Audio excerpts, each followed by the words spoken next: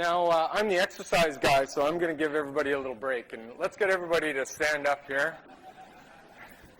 Get a little bit of moving going on. Yeah, let's lift those legs, maybe stretch the arms. There we go. A couple times, maybe sit back down. Stand back up. There you go. Get another one going. Good. And now you can sit back down. Great. Okay, so you're probably wondering why I asked you to do that. Well, part of my job tonight is to talk about exercise as medicine and how movement can contribute to your health. And just that little thing that we just did there broke up your sedentary behavior, and it has important effects. It removed a little bit of glucose from your blood. It took out some fats. It probably stabilized your blood sugar and your blood pressure. And it probably contributed to your mental health, which is also good now. See, there's irrefutable evidence that has been accumulating over the last 20 years that shows that when we accumulate physical activity and reduce our sedentary behavior, that it reduces the risk of most chronic diseases by anywhere from 25 to 50%.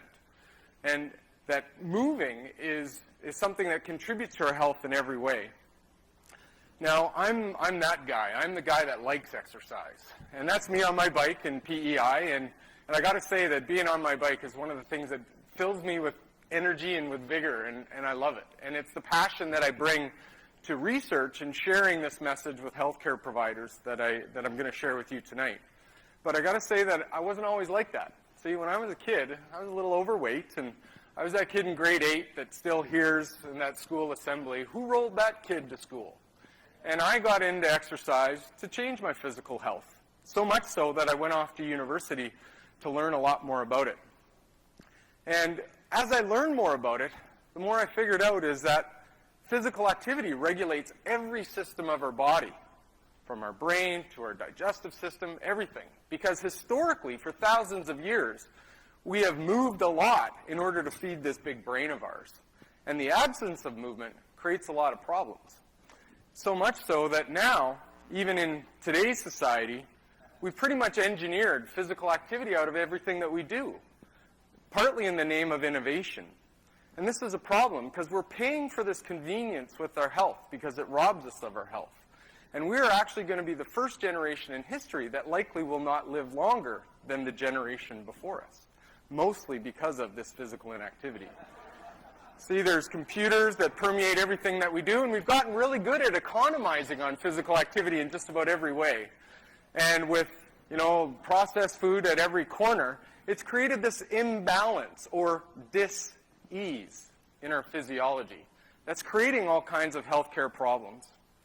And so why is this important? Well, because whatever's important to you, whether it's your work, your family, your friends, your kids, your hobbies, travel, whatever is important to you kind of can go away when you don't have your health. But you have the power to change it by choosing physical activity. And so is exercise the best medicine? Well, in my opinion, it is. And there's lots of really good evidence that shows that your fitness level is actually one of the best predictors of how long you'll live, how well you'll live, and how much you'll live your life with quality. And so getting physical activity is one of the best things that you can do and have the power to change your own health. Did you know that 1 hour a day of watching TV is the equivalent health risk of smoking 2 cigarettes? So imagine if you got a little bit more physical activity, maybe played a little bit more with your friends or your kids, or even got a little exercise in whatever way that you can fit it in. Well, imagine what that would feel like.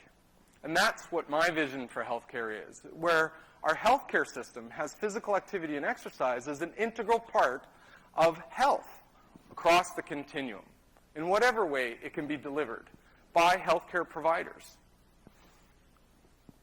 And the other part of the objective of exercise as medicine is to have exercise professionals such as myself and kinesiologists and other physical medicine specialists to help in this, supporting you in that journey.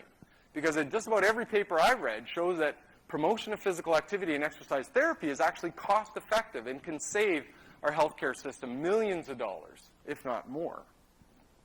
So what if, imagine a situation where your healthcare provider could help you on the right step towards a physical activity plan. And you had places to go at any time of the year that could help you to be active. and you had exercise professionals to support you and your individual needs, whether or not you have a chronic disease or are trying to get going to prevent chronic disease, from wherever you are to wherever you're going. So maybe this could be the situation. But then some of you are probably sitting there thinking, well, I don't want to go to a gym, and that's okay. You can choose physical activity in any way that you want, because we all have choices, and we all have a story. So I wanted to finish this with a little bit of story of my own, of how physical activity has also affected my life. See, there's my dad. At age 55, he was pretty fit and active, and as he went into retirement, like most people, he enjoyed a little bit more food and a little bit more, beverage and traveled and enjoyed his life. But then at 65, he had a major scare, severe coronary heart disease. And his brother died at almost the exact same time. And so I had a talk with my dad, and I said, Dad, I want you to be around in the future, to be with my kids, and to read them stories and play with them. And so your health is important.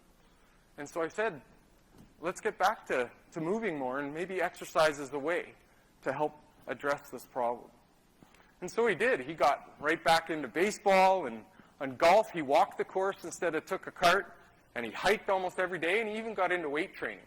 And I got 16 more years with my dad, and he got to play with my kids, which is a really amazing gift that you can give yourself and other people. So the take-home message here is that physical activity not only adds years to your life, but it can add life to your years, because it can contribute to you living your life the way that you want to do it, and from wherever you are to a better place.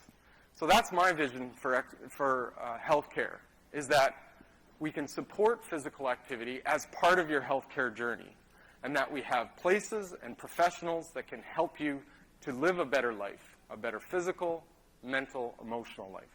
So what I'd like you all to do now is, if you can, stand up and give yourself a round of applause, because the physical activity is good for you, and we all deserve it. So thank you.